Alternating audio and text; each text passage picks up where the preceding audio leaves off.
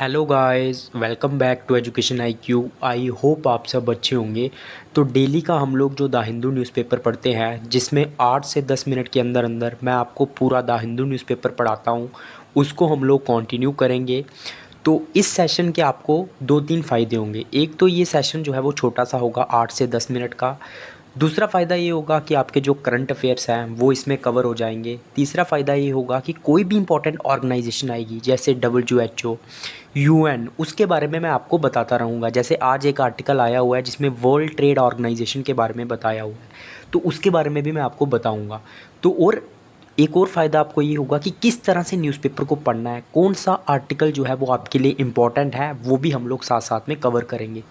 तो स्टार्ट करते हैं आज का द हिंदू न्यूज़पेपर। मेरा नाम है अभिलाष। तो हमारी फर्स्ट न्यूज़ क्या है? देखो, जो भी इंपॉर्टेंट न्यूज़ है उसको मैंने हाईलाइट किया हुआ है, तो घबराने की ज़रूरत नहीं है। हम वही पढ़ेंगे जो एग्ज़ाम ओरिएंटेड हो, जिससे आपके करंट अफेयर्स कवर हो जाएं और डे टू डे वर्ल्ड में क्या चल रहा है उसके बारे में भी आपको नॉलेज हो। तो ये देखो, ये थोड़ी सी पॉलिटिकल न्यूज़ है। अभी जैसे जो आपको पता है, जो हमारे ट्रम्प जी हैं, वो पहले US के प्रेसिडेंट बने हैं, फर्स्ट फॉर्मर US प्रेसिडेंट बने हैं। मतलब पहले ये प्रेसिडेंट थे बाइडन से पहले, जिनको कन्विक्ट किया गया, दोषी ठहराया गया है फेलोनी का। फेलोनी का मतलब होता है धोखाधड़ी करने का। तो ये हमारे लिए इतनी इंपॉर्टेंट नहीं है क्योंकि आपको एग्ज़ाम में आने वाली नहीं है। तो चलेंगे नेक्स्ट न्यूज़, जो भी इंपॉर्टेंट होगी मैंने आपके लिए हाईलाइट किया होगा। एक छोटी सी इंपॉर्टेंट न्यूज़ और है, manufacturing sectors growth lifts GDP to 8.2%। तो जो मैन्युफैक्चरिंग सेक्टर है उसने लिफ्ट किया है GDP ग्रोथ को 8.2% तक जो है वो बढ़ाया है। ठीक है, कब? फाइनेंशियल ईयर 2024 में। अभी ये आपको पता है, मैंने तीन प्रकार के सेक्टर होते हैं। एक तो हमारा प्राइमरी सेक्टर होता है जिसमें एग्रीकल्चर आ गया, डेयरी प्रोडक्ट्स वगैरह आ गया, जो दूध वगैरह आ गया।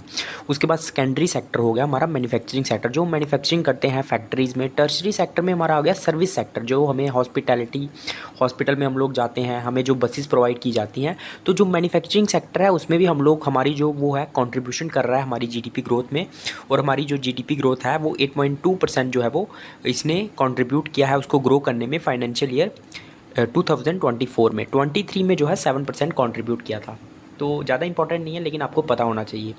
अभी आपको पता है केजरीवाल जो है उनको ED जी ने अरेस्ट किया था। एक मनी लॉन्ड्रिंग का केस था, एक लिक्विड जो शराब के केस में जो है मनी लॉन्ड्रिंग का इनके ऊपर केस चल रहा था। ED ने इनको अरेस्ट किया हुआ था, लेकिन ये बाहर आए हुए थे। ठीक है, बीच में इन्होंने जो है इलेक्शंस के चलते और अपनी सेहत के चलते जो है ये बाहर आए हुए थे, लेकिन वापस जो है ये तिहाड़ जेल में जो है वो जाएंगे।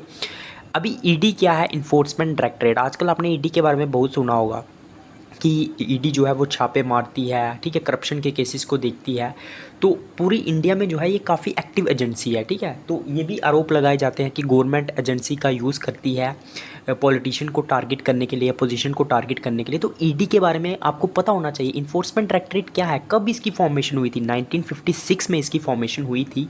और ये कौन सी मिनिस्ट्री के अंडर में आता है? ये आता है मिनिस्ट्री ऑफ जो फाइनेंस है, उसके अंडर में जो है ED हमारा जो आता है, जिसको इन्फोर्समेंट डायरेक्टरेट जो है वो बोला जाता है। ये चीज़ें आपको पता होनी चाहिए। फॉर्मेशन हुई थी 1956 में। गवर्नमेंट की एक एजेंसी है, मनी लॉन्ड्रिंग केसेस को जो है वो देखती है, जहाँ पे पैसों की धोखाधड़ी होती है। तो नेक्स्ट न्यूज़ के ऊपर हम लोग चलेंगे, ये भी इंपॉर्टेंट है। PM meditation continues, tourist let in at memorial. तो PM जो है वो मेडिटेशन कर रहे हैं। कहाँ पे मेडिटेशन कर रहे हैं? Vivekananda rock memorial. एग्ज़ाम में क्वेश्चन बहुत बार आता है, बहुत सारे एग्ज़ाम में, कि विवेकानंद रॉक मेमोरियल कहाँ है। तो ये कहाँ है? तमिलनाडु के अंदर में है। वहाँ पे PM जो है वो मेडिटेशन कर रहे हैं। ये हमारे लिए इंपॉर्टेंट नहीं, इंपॉर्टेंट ये है कि विवेकानंद मेमोरियल कहाँ है। एग्ज़ाम में ये पूछा जाता है, विवेकानंद रॉक मेमोरियल। ठीक है, ये देख सकते हो आप लोग। तो ये कहाँ पे है? एक रॉक से जो है विवेकानंद की तस्वीर बनाई गई है। ये है तमिलनाडु में। तो कहाँ पे है? तमिलनाडु में। ये आपको याद रखना है। नेक्स्ट न्यूज़ के ऊपर हम लोग चलेंगे, जो भी इंपॉर्टेंट होगी। ये सब पॉलिटिकल न्यूज़ है। इसमें जो है हमारे लिए कुछ भी जो है वो ज़्यादा इंपॉर्टेंट नहीं है, तो पॉलिटिकल न्यूज़ को हम लोग जो है वो कवर भी नहीं करेंगे। नॉर्थ ईस्ट में जो है अभी पता है आपको तूफ़ान आ रहे हैं, तो इसमें जो है लैंडस्लिप हुआ जिसमें 17 लोग जो है वो मारे गए। तो ये जो है, क्योंकि अभी मानसून जो है वो केरल में भी स्टार्ट हो गया, कल ही हमने बात की थी, और नॉर्थ ईस्ट में भी जो है वो स्टार्ट हो गया है। नेक्स्ट न्यूज़ के ऊपर हम लोग चलेंगे, जो भी इंपॉर्टेंट होगी। हाँ, ये थोड़ी सी इंपॉर्टेंट है। एक ये एडिटोरियल आर्टिकल है, heat waked Chennai can set an example for India. तो आपको पता है चेन्नई में, तमिलनाडु में अभी बहुत ज़्यादा गर्मी पड़ रही है, तो उसी के रिलेटेड ये आर्टिकल लिखा हुआ है। तो ये आर्टिकल क्या है कि 2023 जो है सबसे पहले लिखा हुआ है कि सबसे हॉटेस्ट ईयर था। फिर ये वर्ल्ड मेट्रोलॉजिकल डिपार्टमेंट ने बताया था जो ग्लोबल टेम्परेचर था वो 1.45 डिग्री सेल्सियस जो है वो प्री इंडस्ट्रियल लेवल, मतलब इंडस्ट्री से पहले की अगर हम लोग बात करें तो हमारा जो टेम्परेचर है 1.45 पहुंच चुका था।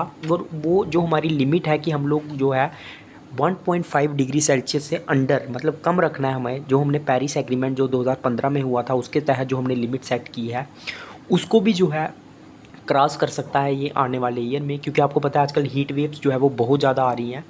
तो अभी क्या है, अर्बन हीट आइलैंड, ये फिनोमिना क्या है, ये बहुत ज़्यादा देखा जा रहा है सिटीज़ के अंदर। चेन्नई में भी इसको देखा जा रहा है। ये क्या है, जो भी अर्बन एरियाज़ होते हैं ना वहाँ पे बहुत ज़्यादा टेम्परेचर राइज होता है। किसके कारण में, क्योंकि अर्बन एरिया जो है वो बहुत ज़्यादा क्राउडेड होता है और जो भी वहाँ में मतलब नाइट्स जो हैं वो और ज़्यादा गर्म हो रही हैं। ये किसकी वजह से हो रहा है, क्योंकि जो बड़े बड़े स्ट्रक्चर्स हैं, बहुत बड़े बड़े रोड हैं, वो हीट को ट्रैप करके रखते हैं अंदर में। तो इसमें ग्रीन प्लेसेस भी बहुत ज़्यादा कम है और जो एयर कंडीशनर से जो हीट निकलती है उसके कारण ये फिनोमेना काम कर रहा है, जिसको बोलते हैं अर्बन हीट आइलैंड। ये किस कहाँ पे हो रहा है, अर्बन एरियाज़ में, शहरी इलाकों में हो रहा है।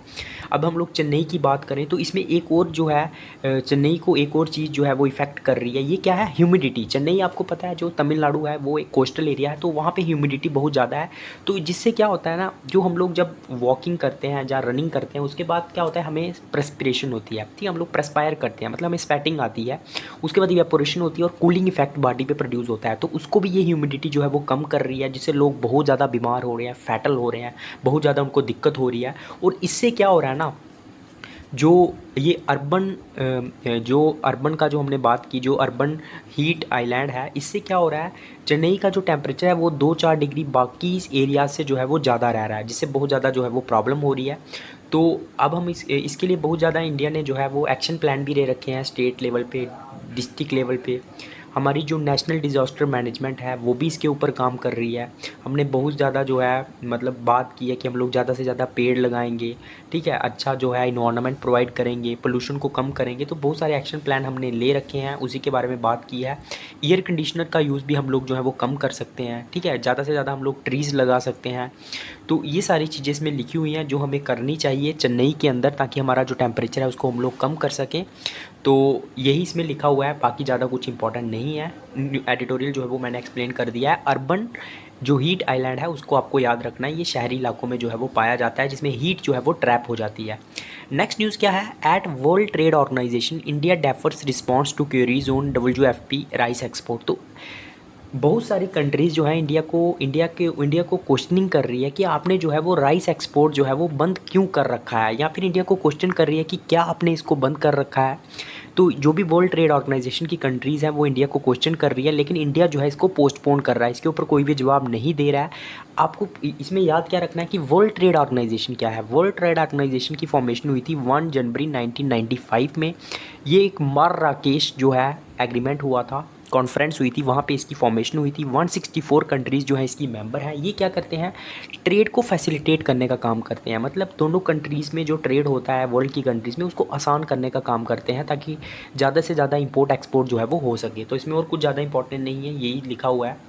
वर्ल्ड ट्रेड ऑर्गेनाइजेशन के बारे में आपको पता होना चाहिए। बाकी रशिया और यूक्रेन का वॉर कॉन्टीन्यूसली चल रहा है, और जो जर्मनी है, जो यूएस है, वो बोल रहे हैं कि यूक्रेन को जो है उनके वेपन्स को यूज़ करने दो, ताकि वो रशिया के अंदर में जो है वो अटैक कर सकें। तो ये काफ़ी समय से वॉर चल रहा है, ज़्यादा इंपॉर्टेंट नहीं है, यहाँ पे हालत जो है वो ख़राब है।